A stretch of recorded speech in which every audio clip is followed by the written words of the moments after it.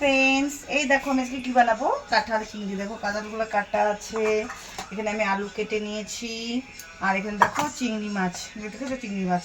চিংড়ি মাছগুলো দেখো কি সুন্দর বড় বড় আছে। আমার বরকে বলছিলাম ছোট্ট মাছ আনতে, এরকম বড় বড় মাছ আনছে। তা আমি এখন রান্নাটা স্টার্ট করি, তোমাদেরকে দেখাচ্ছি, ঠিক আছে? দেখো কাঁঠালটাকে আমি সিদ্ধ বসিয়ে দিলাম, তার মধ্যে একটু হলুদ একটু লবণ দিলাম, দিয়ে এখন ভালো করে হালকা সিদ্ধ করে নিব, তাহলে ভালো হবে কাঁঠালটা রান্না করাটা। এই দেখো আমি সিদ্ধ বসিয়ে দিয়েছি কাঁঠালগুলোকে, কাঁঠাল আলু সিদ্ধ হচ্ছে, এটাকে আমি ঢেকে দিচ্ছি, ততক্ষণ আমি মশলাটা তৈরি করে নিই। এই দেখো এখানে রসুন পেঁয়াজ আদা টমেটো রেডি করে নিচ্ছি, এটাকে আমি পেস্ট করে নেব কাঁঠাল চিংড়ির জন্য। তো এটাকে আমি পেস্ট করে নিয়ে আসছি। এই দেখো মশলা করা হয়ে গেল আমার, আর এখানটায় কাঁঠাল সেদ্ধ হচ্ছে। আর এই দেখো মাছ, চিংড়ি মাছ কিন্তু আমার খুব পছন্দের, কার কার পছন্দের বলবে। আমার চিংড়ি মাছ এত পছন্দ, আমার চিংড়ি মাছ ভাজা হলেও খেতে খুব ভালো লাগে। তো কার কার চিংড়ি মাছ ভালো লাগে কমেন্ট করে জানাবে। আর এই দেখো আমার মশলা কমপ্লিট, মশলাটাকে ঢেকে রেখে আপাতত। আর এখানে কাঁঠালটা কি বলতেছে ওটাকে দেখে নিই একটু, জলটা গরম হলো কি না। দেখো কিচ্ছু হয়নি এখনও কাঁঠালের, কখন হবে জানি না। আর এদিকে কিন্তু আমি ভাত বসিয়ে দিয়েছি, কারণ ভাতও রান্না করতে যেহেতু হবে, ওই জন্য দুটো গ্যাসই ধরিয়ে নিলাম, ফটাফট করতে হবে। দেখো এখানে একটু পেঁয়াজ কেটে কুচি করে রেখেছি, কারণ এটা সোমবার দিব, তার জন্য আমি পেঁয়াজ কুচি করে কেটে রেখেছি। পেঁয়াজ কুচি সোমবার দিয়ে তারপরে মশলাটা দেবো। আমি পেস্টেও মশলাতেও দিয়েছি পেঁয়াজ, কিন্তু এটা একটু কুচি করে দিয়েছি যাতে কালারটা খুব সুন্দর আসবে আর ফ্লেভারটা খুব টেস্টি হবে, তার জন্য। দেখো কাঁঠালটা ফুটেও গেছে আর সিদ্ধ হয়ে গেছে, এটাকে আমি নামিয়ে দেবো এখন। নামিয়ে জল ঝরাটা দিয়ে ততক্ষণে আমি মশলাটা রেডি করে রাখবো। এই দেখো আমার কাঁঠালটা কিন্তু সিদ্ধ হয়ে গেছে, চট করে আমি কাঁঠালটাকে নামিয়ে নিচ্ছি। দেখো কড়াইটা আমার গরম হয়ে গেছে, আমি দেখে নিলাম। এখন তেল দিয়ে আগে চিংড়ি মাছটাকে ভেজে নেবো ভালো মতো, তারপরে আমি সবজিটা রান্না করছি। দেখেছি কড়াইটা খুব গরম হয়ে গেছে, এখন তেল দিয়ে দেবো। আমি পুরো রান্নাটা পুরো সর্ষের তেলে করবো। মাছ ভাজার জন্য কড়াই আমি তেল দিয়ে দিয়েছি, আর যেহেতু সরিষার তেলে পুরো রান্নাটা করছি, তো তেলটা ভালো মতো গরম করতে হবে আমাকে। এই তেলটা দেখো ভালো মতো আমি তাতিয়ে নিচ্ছি, তারপরে আমি মাছটা দিয়ে দেবো। মাছগুলোকে আমি ভালো মতো হলুদ লবণ লাগিয়ে নিলাম, এখন মাছগুলোকে আমি কড়াই দিয়ে দিচ্ছি। আগে দেখিলাম তেল দিয়েছি, ভালো লাগছে তো।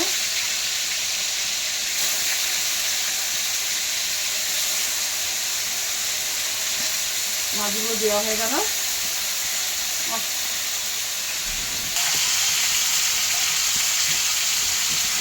মাছগুলোকে আমি হালকা হালকা ভাজবো, বেশি ভাজবো না, হালকা ভেজে নিলাম।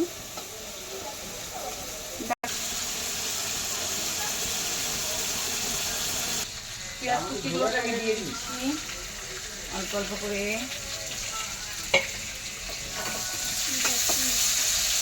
এটা একটু লাল লাল করে ভেজে নিব।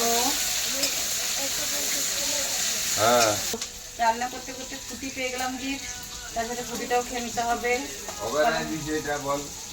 মশলাগুলো দিয়ে দিচ্ছি, আগে দেখে রেখেছিলাম যে মশলা আমি পেস্ট করে রাখছি, মশলাগুলো আমি দিয়ে দিলাম।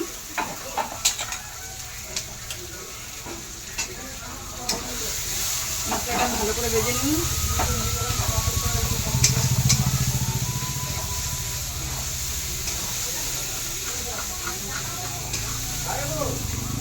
এখন হলুদ লবণ দিয়ে দিব।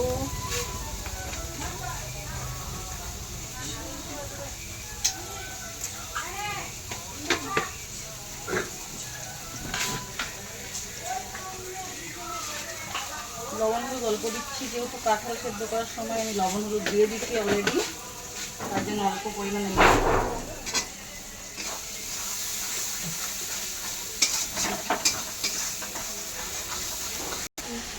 দেখো মশলাটাকে পুরো ভেজে নিচ্ছি, যতক্ষণ মশলাটা থেকে তেল না বাড়াবে ভালো মতো ভেজে নিব, নাহলে একটা কেমন গন্ধ করবে কাঁচা কাঁচা, তার জন্য মশলাটাকে আমি ভালো করে ভেজে নিচ্ছি। দেখো মশলাটা ভালো করে ভাজা হলে কাঁঠালটাকে দেবো আমি, তো মশলাটাকে ভালো করে ভেজে নিই।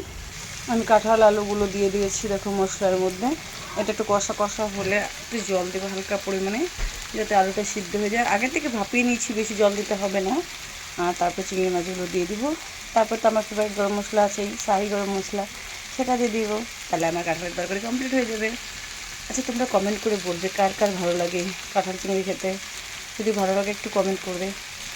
সবজিটা ভালো মতো কষে গেছে, আমি অল্প পরিমাণ জল দিয়ে দিই যেটুকুন দরকার আমার, যে যেমন খাও সেরকম পরিমাণে দিবে। আমি তো পুরো কষা কষা বানাবো, কিন্তু অল্প জল দিতে হবে। আলুগুলো ভালো মতো যেহেতু সিদ্ধ হয়নি, তখন জাস্ট ভাপিয়েছি, তাই আমাকে একটু এর মধ্যে জল দিতে হবে। তো আমি আগে থেকে তৈরি করে রাখছি গরম জল, সেটাই দিব, ঠান্ডা জল দিচ্ছি না। দেখো আমি আমার পরিমাণ মতো জল দিয়ে দিয়েছি, তোমরা তোমাদের মতন দিবে। তো আমার আলুটা যেহেতু ভালো মতো সিদ্ধ হয়নি, তাই আমি একটু পরিমাণ মতো জল দিলাম, যাতে আলুটা ভালো করে সিদ্ধ হয়। তো আলুটা সিদ্ধ হোক ততক্ষণ, তারপরে আমি চিংড়ি মাছটা দিচ্ছি। এই দেখো আমাদের ডিনারে কিন্তু আজকে কাঁঠাল চিংড়ি আর এই শশা কেটে নিয়েছি, কারণ শুধু কাঁঠাল চিংড়ি দিয়ে খাওয়া যাবে না, আর অনেক রাত হয়ে গেছে যেহেতু, সেহেতু আর কিছু বানালাম না। এই যে শশা কেটে নিয়েছি।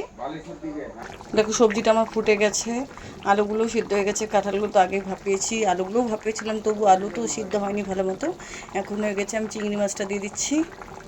দেখো সবজিটা দেখে আমার মুখে পুরো জল চলে আসে, আমাকে তো খুব খেতে ইচ্ছে বলছে। তার মধ্যে গরম ভাত বানিয়েছি, গরম সবজি, ও সে টেস্টি হবে।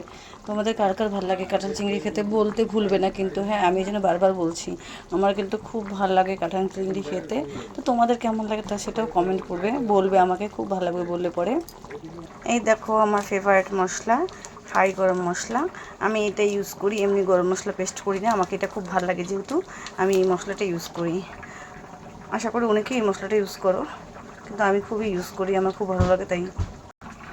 এই দেখো আমার মেয়ে তো একদম সবজির কড়াইয়ের সামনে চলে আসছে, কখন হবে খাবে বলতেছি, কখন হবে বলো তো।